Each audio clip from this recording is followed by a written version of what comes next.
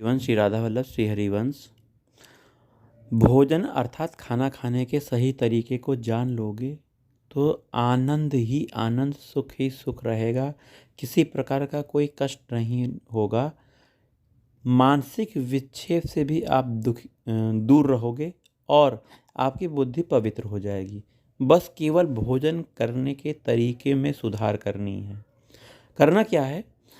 आध्यात्मिक मार्ग में हमें आगे बढ़ना है। जीवन का उद्देश्य भगवत प्राप्ति करना है। यह लक्ष्य पहले बना लें। जब तक लक्ष्य नहीं निर्धारित होगा तब तक आप चल कैसे पाओगे? आप एक मंजिल बना लो भगवत प्राप्ति करने की, ईश्वर की प्राप्ति करने का, इस मनुष्य जीवन को प्राप्त करने के बाद। और इस मार्ग में चलने का एक रास्ता यह है भोजन। भोजन आपका होना चाहिए शुद्ध, सात्विक, भगवत अर्पित पदार्थ, जो कि भगवान द्वारा पहले पाया गया है और वह प्रसाद रूप में आपको प्राप्त हो रहा है।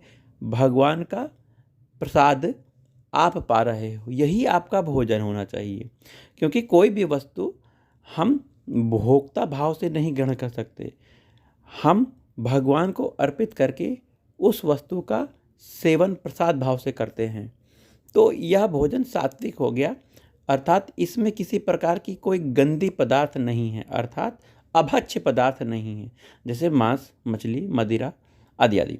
वहीं लहसुन प्याज भी भगवान को अर्पित नहीं किया जाता, तो आप लहसुन प्याज से भी बच गए। इन पदार्थों को जो व्यक्ति खाता है, अर्थात अभक्ष्य पदार्थों का जो व्यक्ति भोग करता है, भोजन के रूप में लेता है, वह एक राक्षस के समान व्यक्ति कहा जाता है। कारण क्या है कि जैसे खाए अन्न वैसे बने मन। आपने जो पदार्थ खाया है वही आपके शरीर का निर्माण करेगा, आपकी बुद्धि वैसी बनेगी, आपका मन वैसा विचार करेगा। तो जैसा आप खाओगे वैसी बुद्धि आपकी बनेगी। तमोगुण की, राक्षस प्रवृत्ति की बुद्धि बनेगी तो आप गलत काम करोगे, आप व्यभिचार करोगे, आप भ्रष्टाचार करोगे, आप क्रोध करोगे, आप ईर्ष्या करोगे, दम्भ करोगे, बहुत सी बुराइयां आपके अंदर आ जाएगी इस भोजन करने के माध्यम से। वहीं भगवत अर्पित भोजन करने से मन सात्विक और गुणातीत स्थिति की तरफ बढ़ता है। कुछ करना पड़ता है गुणातीत स्थिति में, सात्विक तो हो ही जाएगा, क्योंकि आपका भोजन बहुत ही शुद्ध, निर्मल, भगवान को अर्पित किया हुआ प्रसाद है। और इसको खाने से आपका पेट सही रहेगा, जल्दी पाचन होगा। वहीं मन बुद्धि शांत एकाग्र होने लगेगी। शांत और एकाग्र अर्थात व्यक्ति शांति और एकाग्रता ही तो चाहता है। जीवन में सुख और शांति कैसे मिलेगी? मन को विश्राम देकर ही मिलेगी, बुद्धि को स्थिर करके ही मिलेगी।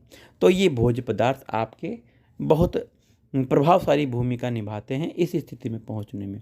वहीं आप जब भोजन करने बैठे हुए हो, हाथ पैर धोकर जमीन में आराम से आसन बिछाकर बैठिए और भगवान का पहले नाम का उच्चारण करिए, धाम का उच्चारण करिए, भगवान के रूप का ध्यान करिए, गुरुदेव का नाम ध्यान करिए। उसके बाद धीरे धीरे एक कवल अगर आप पा रहे हो तो चबाते चबाते भगवान के नाम का स्मरण करिए। तो जो आपका भोजन जा रहा है इससे 24 घंटे की या आगे की प्रवृत्ति बनेगी। आपका शरीर का निर्माण भी इसी भोजन से होगा। तो आपका ये भोजन आप भगवान का नाम जाप करते करते ले रहे हो, तो इससे आपका मन पवित्र होगा। भगवान के नाम के जाने से आपके अंदर आध्यात्मिक बल पैदा होगा। आध्यात्मिक बल आपको सभी प्रकार के विकारों से दूर करेगा। यह बल बहुत ही पावरफुल होता है। भगवान के नाम का बल बहुत पावरफुल होता है। सब कार्य हो जाते हैं भगवान के नाम को जाप करने से। तो भोजन करते समय गलत चिंतन नहीं होना चाहिए, इस पर ध्यान रखना चाहिए। हम भोजन करते समय सांसारिक बातें करते हैं, फिल्म टीवी देखते हैं, ऐसा नहीं करना चाहिए।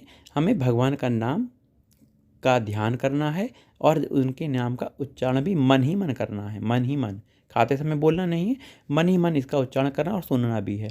तो ऐसा भोजन आपकी बुद्धि और मन को शुद्ध करेगा और आपकी सभी क्रियाकलाएं सात्विक होंगी, अर्थात आप किसी प्रकार के विकार से ग्रसित नहीं होंगे। जैसा खाए अन्न वैसा बने मन। मन को शुद्ध करके हम भगवत पूजा, अर्चना, ध्यान, तपस्या सब कुछ कर सकते हैं। मन अगर आपका अपवित्र है तो आपके हृदय में भगवान का कैसे वास हो सकता है? भगवान कैसे आ सकते हैं? तो इस समय की प्रवृत्ति बहुत ख़राब हो गई। लोग बाज़ारू खाने को प्रेफ़र करते हैं और भगवान को भोग नहीं लगाते हैं, तो ये गलत चीज़ है। हमें भोजन का विशेष ध्यान रखना चाहिए। अगर भोजन सही तरीके से बनाया नहीं गया है, सही तरीके से उसका निर्माण नहीं हुआ है, वहीं भगवान को अर्पित नहीं किया गया है और स्वयं भोक्ता बन के खा लिया गया है, तो ये गलत चीज़ है, इसको रोकिए। अच्छी चीज़ भगवान को अर्पित करने के लिए, भगवान की प्रसन्नता के लिए बनाइए और भगवान को प्यार से भोग लगाइए और से भगवान को लड़ाइए। भगवान भाव के भूखे हैं, आपके भाव को देखते हैं। संसार की जो वस्तु पदार्थ से भगवान नहीं प्रसन्न होते। भगवान अगर प्रसन्न होते हैं तो भाव से प्रसन्न होते हैं। जैसे कि भगवान ने विदुरानी के केले के छिलके खाए थे, वो भाव से खिला रहे हैं और श्री कृष्ण भगवान पा भी रहे हैं। वो नहीं कह रहे हैं कि मुझे छिलका क्यों दे रही हो और गुदा उधर फेंक रही हो, वो छिलके ही खा रहे हैं। जबकि उस दिन भगवान बहुत भूखे थे और भगवान कहते हैं कि मैं बहुत तृप्त हो गया केले के छिलके प्राप्त करके। तो वास्तव में भगवान भाव के भूखे हैं। भाव दुर्योधन का नहीं था, उसने तो 56 प्रकार के विभिन्न तरह के अच्छे अच्छे भोग पदार्थ बना लिए थे, लेकिन अभिमान उस दुर्योधन में था। इस अभिमान को देखकर भगवान वहाँ नहीं जाते हैं।